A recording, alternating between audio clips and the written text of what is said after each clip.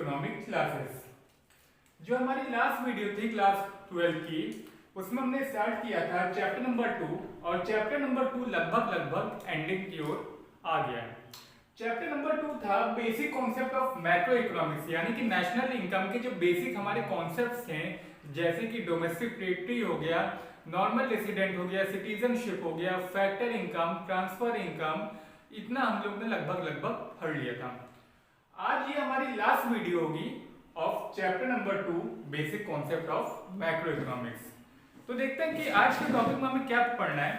First of all we have to study about depreciation and net indirect tax.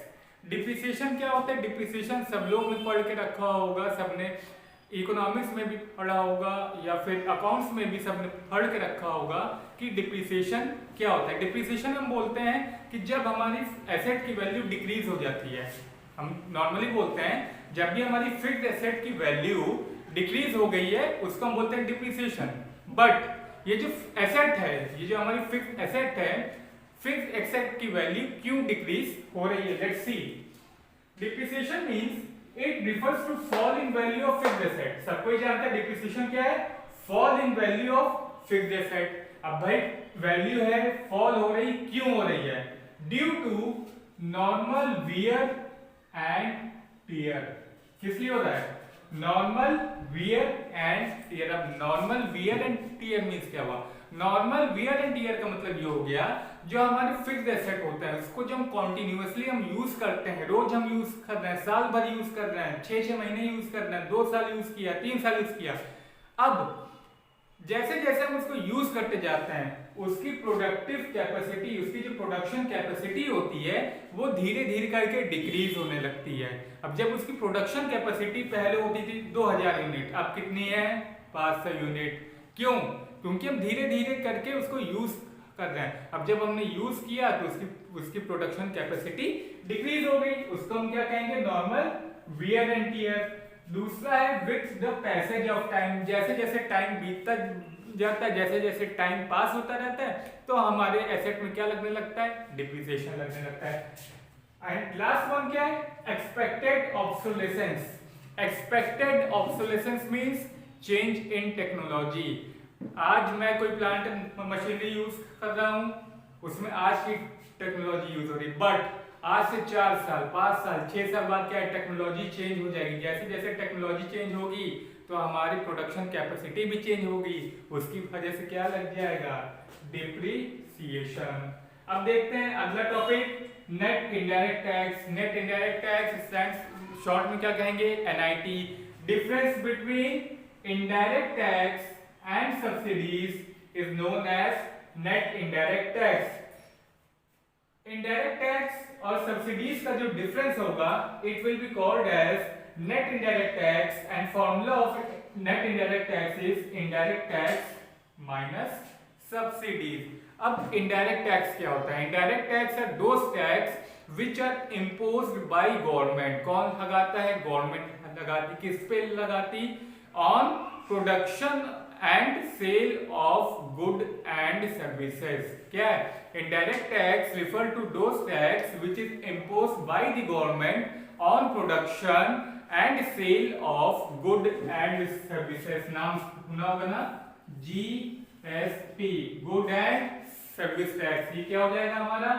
Indirect tax। उसके बाद क्या है? Subsidies. Subsidies क्या है? सब्सिडीज एक टाइप का इकोनॉमिक असिस्टेंस होता है। Subsidies is a type of economic assistance which is given by the government. वो भी कौन देता है? गवर्नमेंट देती है।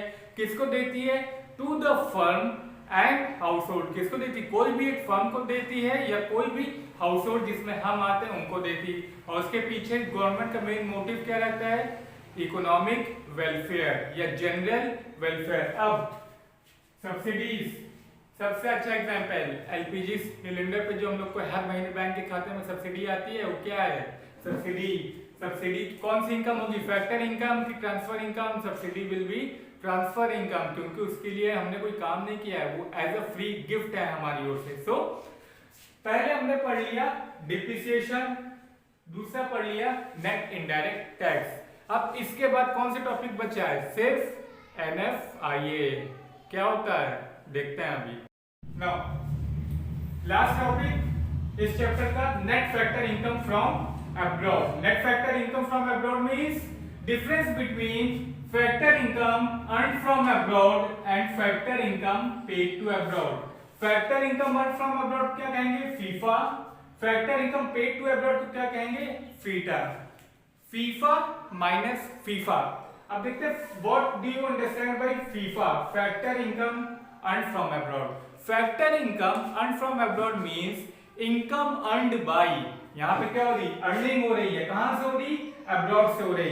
Income earned by normal residents of our country from abroad in the form of salary, rent, wages, interest and profit. यानी कि हमारे इंडिया का कोई बंदा है वो अब्रॉड में, एग्जाम्पल ले लेते हैं, अब्रॉड में कहाँ का ले लें? जापान या अमेरिका। इंडिया कोई बंदा है वो अमेरिका जाता है, वहां कोई कंपनी ज्वाइन करता है, वहां से जो उसको इनकम रिसीव हो रही है, चाहे वो सैलरी हो जाए, चाहे वो रेंट हो जाए, चाहे वो वेजेस हो जाए, चाहे इंटरेस्ट हो जाए, चाहे प्रॉफिट हो जाए, वो क्या हो जाएगा? हमारा factor income earn from abroad. उसका जस्ट अपोजिट है factor income paid to abroad. Factor income paid to abroad means income earned by normal resident of other countries. ठीक है, तो हमने क्या किया? पे किया है। किसको किया है? दूसरी कंट्री के जो नॉर्मल रेसिडेंट है, उन लोग जो यहाँ पे आके जो लोग फैक्टर सर्विस प्रोवाइड करते हैं, उनको जो हमने पेमेंट दी है, ठीक है, उसको हम क्या कहेंगे? Factor income paid to abroad. Now ये तो हो गया कि व्हाट इज एनएफआईए। अब देखते हैं कि एनएफआईए में कुछ 2-3 इंपॉर्टेंट चीजें और हैं। NFIA will be always positive. NFIA क्या होगा? हमेशा पॉजिटिव होगा। कब?